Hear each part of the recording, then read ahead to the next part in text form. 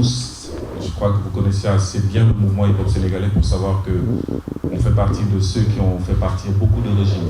Donc il n'y a aucun régime qui n'a pas subi, entre guillemets, voilà, les critiques du mouvement hip-hop.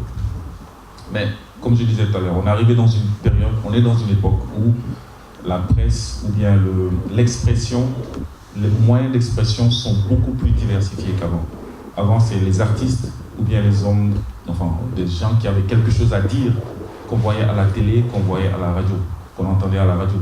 Maintenant, tout un chacun devient son propre journaliste, chacun a son propre média, chacun a son propre médium. Tous les smartphones sont devenus maintenant des outils de communication extraordinaires, donc tout se passe en temps réel. Donc je pense qu'on a besoin aussi que la loi soit plus claire par rapport à certains points.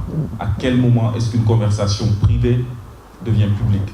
Qui est le responsable si cette conversation privée se retrouve sur le plan public? Quelle est la sanction?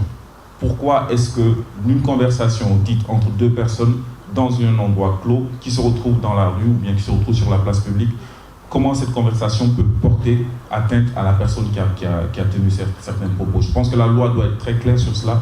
Ça va empêcher beaucoup de choses, ça va empêcher beaucoup de dérives. Ça va empêcher beaucoup de dérives sans pour autant qu'on tombe dans un état de policier ou des choses comme ça. Je pense que c'est important de faire ça. Autre chose, on est là aujourd'hui pour soutenir une amie, une sœur, une artiste. Ça aurait pu arriver à n'importe qui d'entre nous. Et quel que soit le cadre dans lequel on le fait, je crois que chacun d'entre nous, artiste, doit soutenir amis, collègues, que ce soit dans son concert, que ce soit dans ses soirées, je ne sais pas. Aujourd'hui, il aurait dû y avoir beaucoup plus d'artistes sur cette tribune parce que la cause est noble. On n'est pas là pour des querelles intestines, on est là pour qu'on discute, en tout cas qu'on demande pardon voilà, pour une erreur commise par une de nos amis, une de nos collègues. Donc le mot du jour, c'est ça, on demande la clémence pour un collègue.